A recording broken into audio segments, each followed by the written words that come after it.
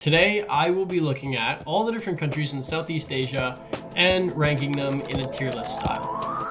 My name is Latham McKinney. If you don't know who I am, which you probably don't, there's a little intro video somewhere up here. Go ahead, check that out if you want. But basically, I'm from Canada, 28 years old, and I've been traveling a lot to this point in my life, and just got back from a 6-month trip in Southeast Asia. So have a little bit of experience there. I've done other trips to Southeast Asia as well. And today we're gonna take a look at where I think all these different countries sit in a tier list. So with that said, let's go ahead and let's pull up the tier list.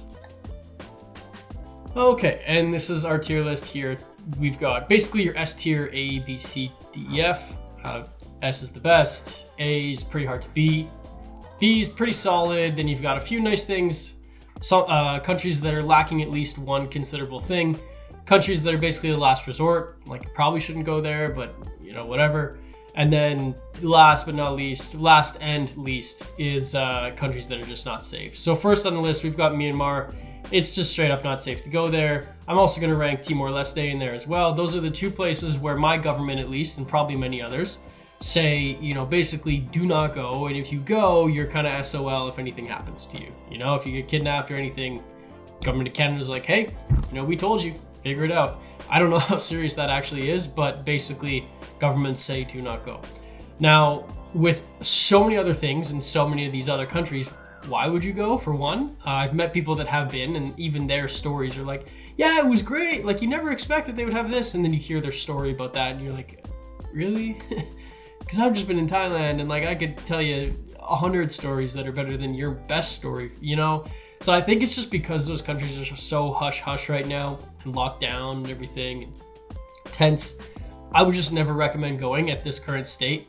Now, if you're one of those people that's trying to hit every single country in the world and you want to go to these at some point, I would still say just wait. Because, you know, when my mom was traveling Southeast Asia in the 80s, Cambodia was going through a genocide, right? And not soon prior to that, we had Vietnam and the Vietnam War.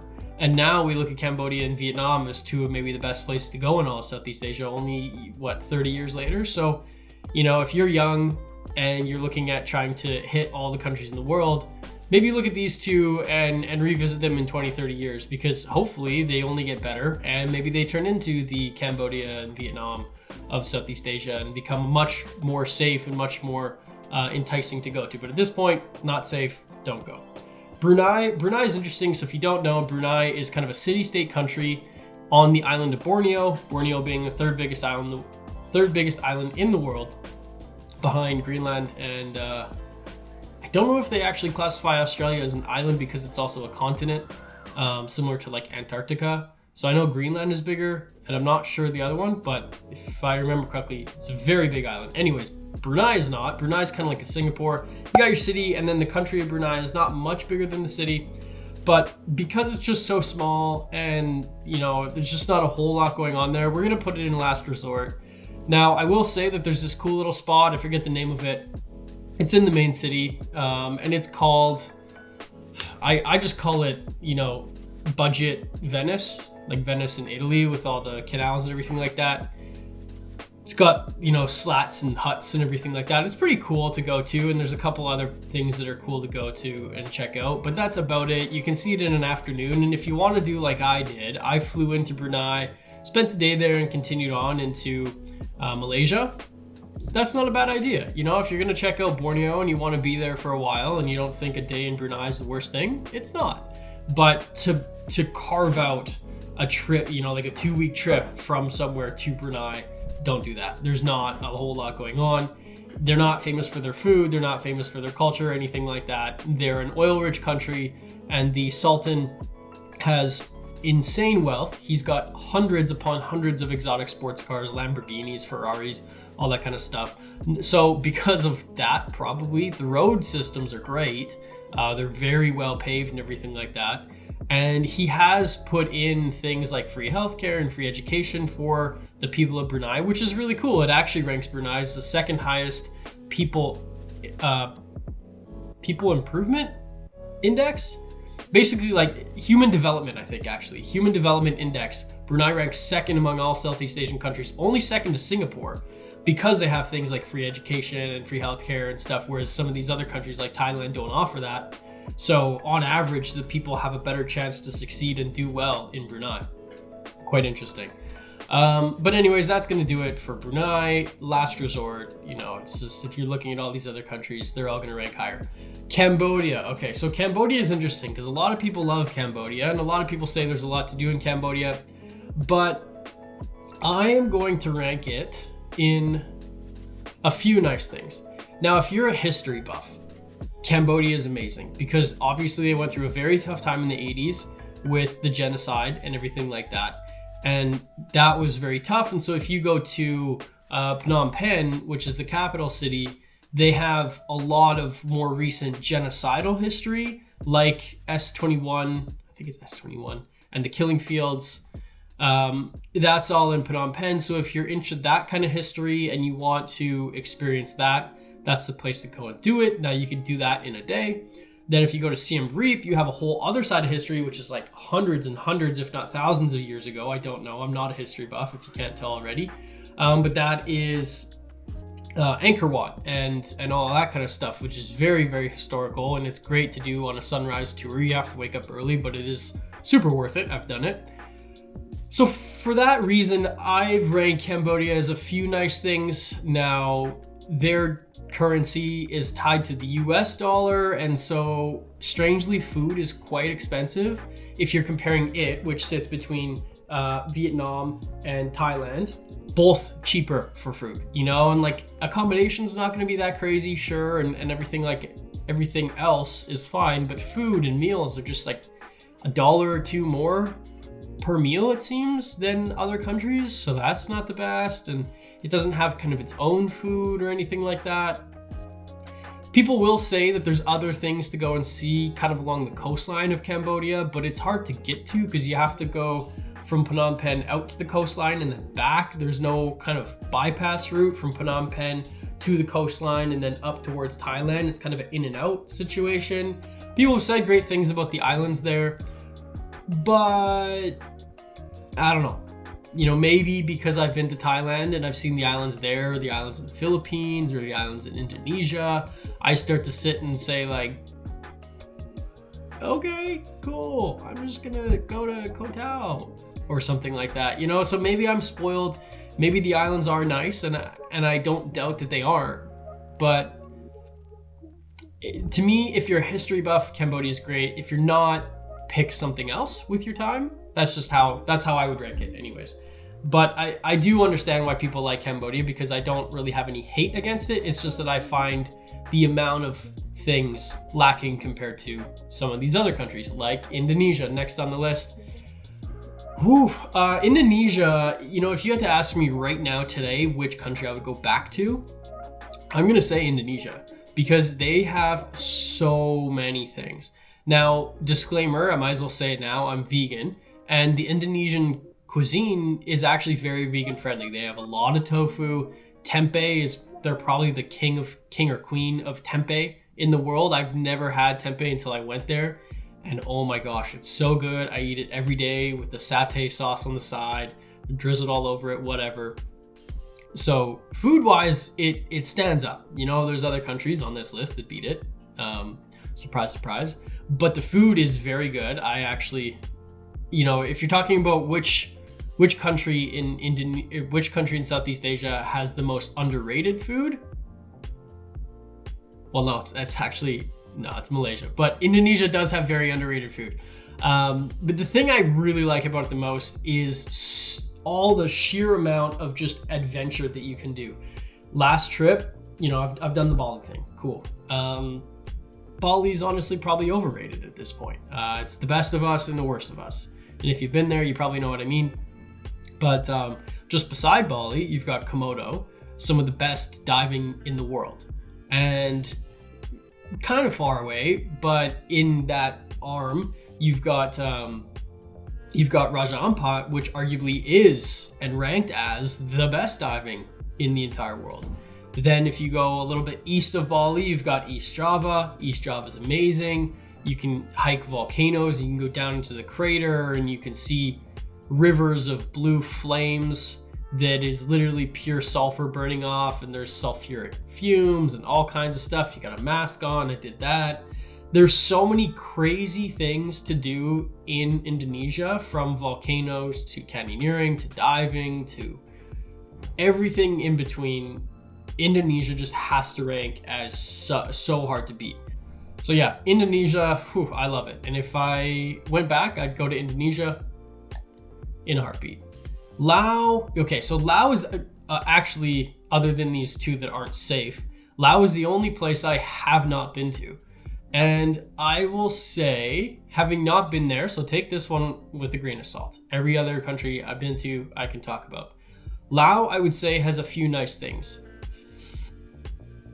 It's either a few nice things or pretty solid. Now, in my research and what I've looked at, I would say a few nice things, but people that have been may argue that it's pretty solid.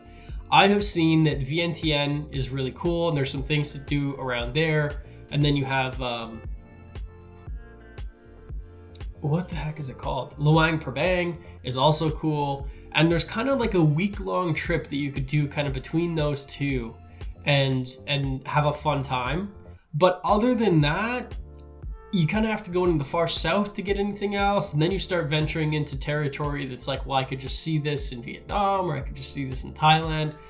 So the south of Laos didn't really entice me all that much. Now, if you've been to Laos and you've been to the south, you could convince me otherwise. You know, you could show me pictures and stuff, because I do not doubt that Laos could be amazing. And some other things that Laos has going for it is that it's very, very cheap, and the food is very good. It's like a mostly Vietnamese, I've heard, with like obviously that French influence, because Vietnam has such a French history to it, strangely, if you don't know that. But yeah, Laos to me would sit kind of in between. You know what? I'll give Laos the benefit of the doubt and say it's pretty solid, because the things I've seen, I would say, are a few nice things for sure, but I also don't really have anything bad to say about it. So in a way, no, change my mind again. That final answer. I look at Laos and Cambodia, and I look at both of these in the same light, and I say, yeah, they nothing bad to say about them, but they just don't have a whole lot to offer. Now, I could be wrong, but I compare those to some of the, like the big three, for example, and that's just kind of how it is.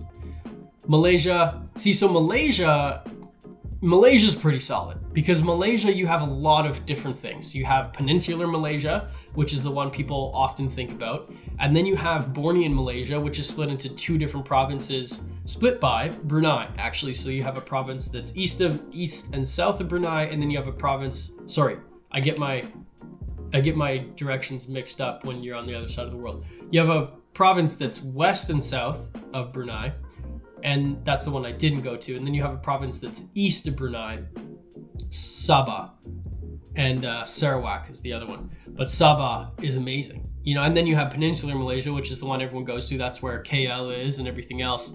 So Malaysia really is pretty solid, because they have so many things. I didn't even see half of the things you can see in the one province on Borneo, not to mention all the other things. Now, Malaysian food is definitely the most underrated food in all of Southeast Asia. They have things like laksa and all kinds of noodle bowls, and just there's so many different things that Malaysian cuisine has to offer that we don't even think about, because when we sit here in Canada or the US or the UK or anything like that, we go to these Asian fusion places and we might get a Malaysian dish and not even know it, or that menu might just be flooded by Vietnamese and Thai stuff, and we're like, oh, Thai food, amazing, Vietnamese food. But there's a lot of Malaysian dishes that are super, super good, and if you can find a place in your city that serves laksa, authentic laksa, thank me later. It's incredible. But Malaysia really is, just in my mind, has that many more things to offer and that much more diversity than Laos or Cambodia, without being, you know, one of the big 3-4 countries. So I'm very, very happy with that ranking. I would hope that most people agree with me. If you don't agree with me, let me know. Philippines.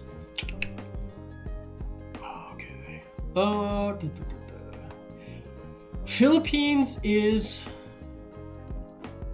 Yeah, Philippines is hard to beat. Now, I'm reluctant and I want to maybe put it down into pretty solid.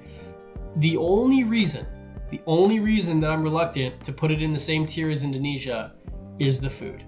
And no, because it really is so cool that it has to stay there, but it's definitely behind Indonesia, and here's why, in my mind. Indonesia has more adventure to offer, which you're gonna say, well, that's weird, but it does. Philippines, you've got Palawan, which is amazing. Okay, great. You've got all your, super blue, cerulean blue, whatever blue you want to call that, paddleboarding and kayaking and diving and everything. Palawan is a must, absolute must. Siargao, I have not been to Siargao, but I've heard only good things about Siargao, especially from the young community. The young people, they're backpacking and all that kind of stuff. Siargao is great. It's kind of the surfing haven of the Philippines. It's kind of the place you go if you want to surf and hang out and relax. Heard only good things about Siargao. Then you have Bohol. Now, I would say that Bohol is a little bit overrated, to be honest. I went there. Chocolate Hills, I didn't even do the Chocolate Hills because the weather sucked so much, but the people I had met that did the Chocolate Hills is, they said some things and I was like, yeah, they showed me some pictures. I was like, oh, okay. But Philippines, and then you've got Cebu province and island. Mobile is really cool. I did like Mobile, but Cebu City is not the most interesting. Same with Manila, just kind of move on.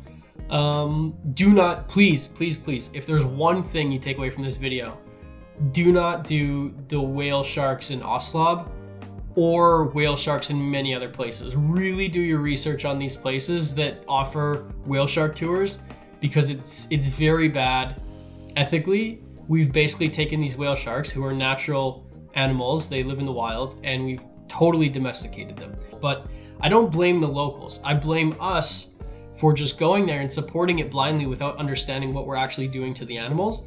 And basically there's no discipline on the amount of people that can go there, and there's actually a massive lack of education on the tourist behalf, understanding how to interact with these animals. You have tourists that are right in front of a whale shark, and you have to think whale sharks are massive. They can't see what's in front of them. You have tourists that are going up and trying to touch them, and all kinds of things that are totally non-native and unnatural to these animals, and we're just domesticating them in a sense where they can't even return to the wild. And I think that's much, much different than even a sanctuary that has elephants that they've rescued from the wild and has taken them in. Now, there are places, still very rare, but there are places that you can see whale sharks in a very natural and ethical way. I think that the one that comes to mind, and I don't know it very well because I didn't do enough research on it, is outside of Puerto Princesa in Palawan. But please, guys, do not go and see the whale sharks in Oslob if you're gonna leave here with one thing to remember. Then you've got Boracay. Now, Boracay is great beaches, but it's just beaches, and it's kind of like lazy, relaxy beaches. So if you're an adult, like later in life, 30s, 40s, and you want to just relax, then maybe Boracay's cool, but I'm more of an adventurous type of traveler, and so I kind of stay away from places like Boracay that are just beaches. I'd rather go to a place like Palawan with beaches and diving and, boat tours and everything like that. But Philippines, other than the food, which is, meat and rice, which is pretty bleak, honestly. Outside of adobo is an amazing flavor that they do in many different things. Adobo is great. And sisig, I understand, is very traditional, but I'm vegan, so it's hard to find good sisig. Philippines, hard to beat. Next on the list, we have Singapore. Now, Singapore is going to sit right in a few nice things. And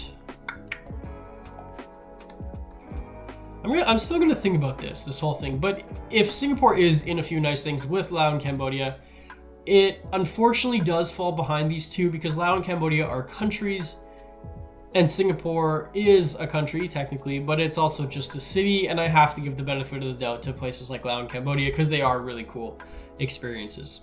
Singapore is a really cool experience, but kind of just within the one pocket that is the marina area. And in the marina area, wow, it's arguably one of the most memorable things that you can do in all of Southeast Asia. It is so extravagant and so extra in the best of ways. It's a technological feat. It is mind-blowing, all the different things you can do, the butterfly gardens, you can do the indoor, whatever, I don't even know what they're called, because it's been like 6 years since I've been to Singapore, but it's still very much on my map. I don't know what these places are called, but the whole marina area around Singapore is amazing. Other than that area, what I will say about Singapore, super, super clean. The roadways are incredible. It's a very developed country. Now it's still got a Southeast Asian feel to it, but it feels different than other places. And the one thing that I probably the worst part in my mind about Singapore is it's so multicultural. You have little China and little India and little this and little that, and it's such a melting pot, which is amazing. But as a traveler, when I go to places, I want to understand what Vietnamese means. I want to understand what Thai culture and everything means. And in Singapore, it was so multicultural that I did find it quite hard to actually decipher what Singaporean culture was. And people say, well, Singaporean culture is being multicultural. But I'm like, okay, but I want to know before that, historically, what is Singaporean cuisine? What is Singaporean buildings and all that kind of stuff? Like what language, all of the true, authentic Singaporean stuff. I found it quite hard to pick out what that was compared to, Chinatown and all this stuff. So it is very multicultural, but if you are looking to try and find Singaporean culture, true, like this is different from any other culture, I found that quite hard. And if you guys were able to go to Singapore and find some of that, by all means, share with me in the comment section, because I would love to know more about authentic Singapore. But that's kind of the one downfall that it did have in my mind, was it was so multicultural, it was hard to figure out what it actually was. Next on the list, we have Thailand, and Thailand is the best. Now, I still stand behind the fact that if you ask me today which country I'd go back to, I would go back to Indonesia, but that's because I have done so much of Thailand now that I feel very comfortable with my assessment of Thailand, and I want to see other things. Now, I've spent over a month in Thailand on this past trip, and I also spent 2 weeks in Thailand 6 years ago. I've seen many different things. I've done the north, I've done the south, and Thailand just really has it all. It's got culture, it's got, temples in the north, it's got food in the north that's different than the south, and the food in Thailand is the best food in all of Southeast Asia. Sue me. People are gonna say, Vietnamese, what about Vietnamese? It's like, if you actually write down this, and then this, and then this, and then this, and then this, your list of Thai food is going to be way longer than your list of Vietnamese food. And even at the top, maybe banh mi stands out, but pho, I'm sorry, in Vietnam, it's bland. But anyways, we're not talking about Vietnam yet. We're talking about Thailand. They've got the temples. They've got the elephant sanctuaries that, if you're careful, can be very ethical, which is a really cool experience, mostly in the north. Phuket, I would stay away from Phuket. That's probably the only eyesore in Thailand. Maybe Bangkok can get a little bit boring after a couple days there. But, if you're going to go there, go to the small places. Go to the little villages that no one goes to. Kanchanaburi was one of my favorite places I've been in all of Thailand. People just don't really go there. And it was amazing. You also have some of the more popular places like Koh Phi Phi. First time I went to Koh Phi Phi, I didn't like it. I thought it was too touristy. Second time I went with the mindset of, okay, we're here to party, and it was better, So if you're going to Koh Phi Phi, understand that you're there to party and have fun and let loose a little bit, and then it can be fun. Koh Tao is my favorite place in Thailand. I can keep going on and on and on and on, but all this does is prove that Thailand really is the best, simply because it's the deepest. It really just has all the things. All the beaches are super nice. And the snorkeling is amazing. The scuba diving is world class. So when you go through all those things, Thailand just doesn't really have any bad parts to it. And it just outcompetes these other countries. It's not that these other countries aren't amazing. I'd love to go back to any of these other ones. But Thailand is it's just leveled up because it has so many different things to offer. And last but not least, guys, we do have Vietnam. And Vietnam is certainly not least. No, it's just alphabetically last. I am going to rank. So Vietnam, in my rankings, It really depends on if you like beaches and ocean life. If you like beaches and ocean life and you really want that from a Southeast Asian country, Vietnam falls behind Indonesia and the Philippines. Because Vietnam, I don't really care what you say. You cannot convince me that Vietnam competes with these two on ocean life. They have like one beach spot and it's like D tier compared to anything in these other three. So Vietnam, as amazing as it is, it just doesn't really have the ocean life that these other ones do. Now, Ha Long Bay is cool, but you're on a boat. You're not really on the beaches and all that kind of stuff. It's not what Vietnam's known for. Now, if you don't necessarily care about beaches and you want some jungle stuff and some rice terraces and some cultural moments, then maybe Vietnam could slide up the list to being above Indonesia and Philippines, because Vietnamese cuisine is better than those two, absolutely. The people are great. Indonesian and Filipino people are great as well. But me personally, I do like beaches and ocean and snorkeling and scuba diving from a Southeast Asian country. It's kind of why I go to that pocket of the world, to get warmth and beach weather and all that kind of stuff. So I'm gonna put it here in hard to beat, but below those two. You could rank this differently if you feel otherwise. But Vietnam has so many awesome things to offer. And the one thing I would say is that I would urge people to kind of stay middle up. So the middle of Vietnam being Hoi An, I would urge you to spend definitely the large majority, if not all of your time, from Hoi An north to Hanoi and everything in the north. Anything south of Hoi An starts to get a little bit bleak. And then by the time you get to Ho Chi Minh, it's really just not, it does not compete with the north half, not even close. North half, you have places like Ninh Binh, write these down, Ninh Binh, Sapa, Ha Giang Loop. There's a place, so if you look at Hanoi, Ha Giang Loop is kind of northwest. If you want to go straight north, all the way to the Chinese border, there's a waterfall there. I'm drawing a blank on the name of it, but that's another spot that you could go. There's so many things around Hanoi, and Hanoi is really cool. That was the first stop on my 6-month trip this time around. I loved Hanoi. I spent so much time there and it was super cool. There's so much banh mi. I filled up on banh mi pretty much every day I was there, and it really is cool, guys. But that's where I'm gonna sit that. Just trying to think if I want to move anything else here. Pretty solid. No, I'm happy with this list. I think that, Malaysia is a slight step above Laos and Cambodia in the sheer amount of things to do. And Singapore, I don't think Singapore is lacking anything because they're so multicultural. They just have everything to offer in terms of food and everything. Maybe if they were bigger. Yeah, I'm happy with this list. Guys, if you're not happy with this list, or you are happy, either way, let me know in the comment section. Do you agree with this? Do you want to see some things moved around? Am I missing anything? Share some stories, whatever you guys want to do. Throw it in the comment section, suggest new ideas for new videos. And with that said, hopefully you guys learned something here today. If you did, subscribe button will always be there on every video on every YouTube ever. If you want to hit mine, go ahead. Liking the video never hurts me. And until next time, guys, I don't know when that'll be. I don't know what we'll be talking about next. But when we do, hope to see you there.